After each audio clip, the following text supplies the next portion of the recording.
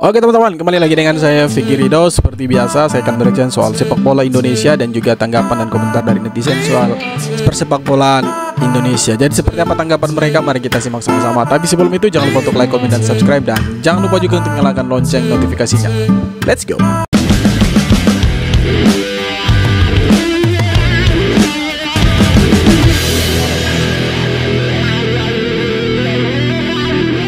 Kalau timnas bisa menang lawan Filipina, aku akan gulung-gulung sampai Bogor. Silahkan komen bebas. Salam Pancasila.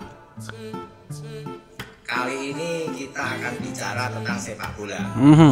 Sekitar 1,5 jam lagi, timnas Indonesia akan berhadapan dengan timnas Filipina.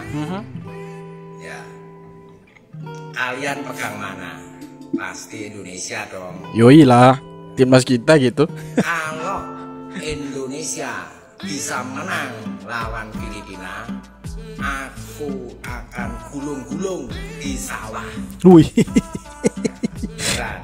Ya, jadi kenapa aku bilang begitu? Ini aku kasih gambaran ya. Coba Pak, silakan. Pertandingan nanti itu akan alot. Ya, karena memang back timnas Indonesia ini lumayan bagus. Iya, betul. Seperti JIZ kan bagus, Justin Hapner. Persoalan di lini tengah Indonesia ini sangat lemah. Loh, kita punya Tom Haye, bos. Untuk striker pun lumayan tajam lah ya, tapi tidak tajam banget. Ya karena memang rata-rata itu diisi para pemain naturalisasi. Kan gitu. Jadi perbedaan kita adalah soal nasionalisme. Saya kurang bangga ketika Indonesia bisa menang tetapi menggunakan tenaga pemain-pemain naturalisasi. Yo, kenapa? Ayo kasih alasan. Diaspora lah ya, yang artinya memang berdarah setengah Indonesia. Beda dong ya dengan Andik Firmansyah, ya Sadil Ramdhani seperti itu. Ini kan beda boleh. Oke. Jadi kita lihat nanti sebentar lagi ya, komentator silahkan komen bebas. Ya, kita lihat pertandingannya. Merdeka. Oke teman-teman, jadi ini video dari salah satu netizen ya, yang selalu mengkritik soal naturalisasi. Dan kalau kita dengar dari narasi-narasi dia tadi, dia bilang dia kurang bangga lah kalau Indonesia menang tetapi menggunakan tenaga pemain naturalisasi. Oke, mari kita bahas. Nah, pertama, kenapa harus ada pemain-pemain diaspora? Kenapa harus ada pemain diaspora? Pemain diaspora itu datang karena kualitas mereka itu jauh dari kualitas pemain lokal. Oke, kita harus sepakat dengan itu dulu, bahwa kualitas mereka memang jauh berbeda dengan kualitas pemain-pemain yang notabene-nya itu berdarah asli Indonesia. Nah, kemudian yang kedua, target dari netizen atau umumnya masyarakat Indonesia kepada STY dan juga timnas senior itu apa? Targetnya satu, harus masuk Piala Asia. Dua, harus masuk Piala Dunia. Nah, pertanyaannya, apakah mampu timnas Indonesia masuk ke Piala Asia dengan Piala Dunia menggunakan pemain-pemain lokal? Tidak mampu, bos. Kenapa saya bilang tidak mampu? Kita belajar dari sejarah, kita belajar dari pengalaman-pengalaman masa lalu. Indonesia menggunakan pemain lokal full 100%, itu tidak pernah masuk Piala Asia. Oke lah, kita mungkin bilang Indonesia pernah main di Piala Asia atau Piala Dunia di beberapa tahun yang lalu, tetapi itu tidak bisa menjadi variabel atau tolak ukur untuk menggambarkan timnas yang sekarang. Nah, kemudian kalau kita berbicara soal nasionalisme, ya, saya pikir ketika mereka itu disumpah dan menjadi warga negara Indonesia, mereka punya jiwa nasionalisme yang sama dengan pemain-pemain lokal yang berdarah Indonesia. Karena dia bilang tadi bahwa pemain naturalisasi atau diaspora ini berdarah setengah Indonesia dan setengahnya itu lagi bule atau Belanda atau negara lain. Oke. Ketika mereka disumpah, mereka itu sudah menjadi warga negara Indonesia, mendapatkan status kewarganegaraan menjadi warga Indonesia, mendapatkan KTP Indonesia. Nah, artinya jiwa nasionalisme mereka itu sudah tertanam di dalam diri mereka. Kemudian mereka masuk ke dalam lapangan bermain. Mereka bermain untuk timnas Indonesia. Pertanyaannya, apakah mereka bermain untuk Belanda? Kan tidak. Apakah mereka membawa bendera Belanda? Apakah mereka membawa lambang negara Belanda? Tidak. Yang mereka bawa itu bendera Indonesia, Garuda di dada.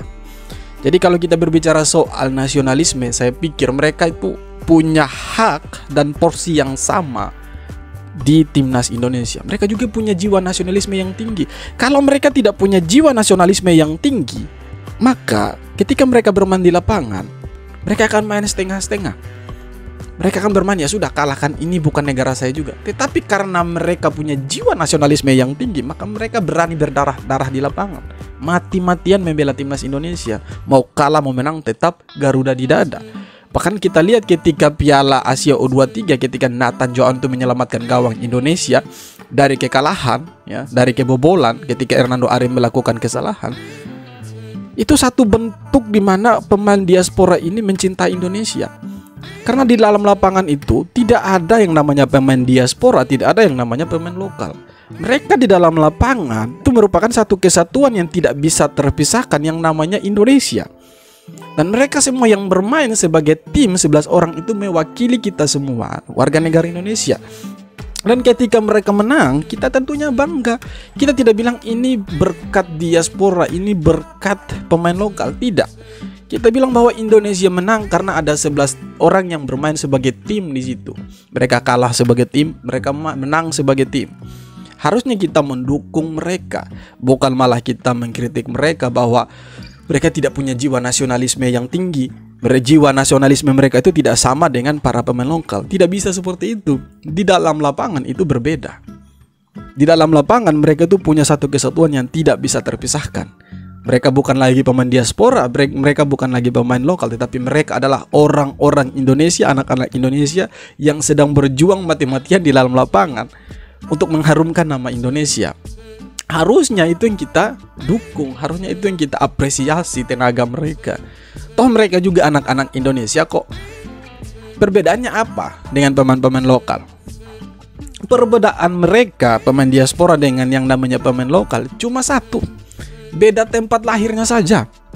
Pemain lokal itu lahir di Indonesia. Bapak mereka orang Indonesia, ibu mereka orang Indonesia. Kemudian apa bedanya dengan pemain diaspora? Pemain diaspora itu bapak atau ibunya atau salah satu dari antara kedua orang tuanya itu merupakan warga negara lain. Yang satunya lagi itu warga negara Indonesia. Makanya mereka disebut pemain diaspora atau pemain keturunan. Apakah mereka tidak punya garis keturunan Indonesia? Punya dong. Apakah mereka tidak punya darah keturunan Indonesia? Punya dong. Apakah mereka tidak berhak untuk membela Indonesia? Berhak. Itu dijamin sama undang-undang. Itu dijamin sama aturan FIFA. Apakah kita tidak mau mendukung hal itu? Jangan dong. Mereka ini anak-anak Indonesia yang sayangnya, sekali lagi, sayangnya mereka lahir di Indonesia. Makanya mereka dicap sebagai pemain diaspora.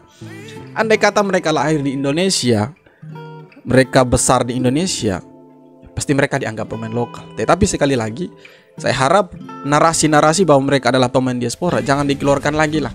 Mereka ini orang-orang Indonesia yang lahir di luar negeri. Berbeda dengan pemain lokal yang memang lahir di dalam negeri. Indonesia kita tercinta. Tetapi sekali lagi di dalam lapangan mereka satu kesatuan yang tidak bisa terpisahkan. Mereka adalah orang-orang Indonesia yang punya darah Indonesia, yang mati-matian berjuang berdarah-darah untuk timnas Indonesia. Jadi sekali lagi jangan pernah membeda-bedakan mereka. Mereka adalah orang Indonesia yang punya hak, punya porsi kewajiban yang sama dengan kita yang dicap sebagai warga lokal atau pemain-pemain lokal atau orang-orang lokal. Dengan mereka pemain diaspora punya hak yang sama, porsi yang sama, tidak ada yang kurang, tidak ada yang lebih. Di dalam lapangan mereka ada satu kesatuan yang tidak bisa terpisahkan. Terima kasih sudah menonton video ini sampai akhir. Jangan lupa untuk like, komen, dan subscribe. Kita jumpa lagi di video-video berikutnya. Salam hormat.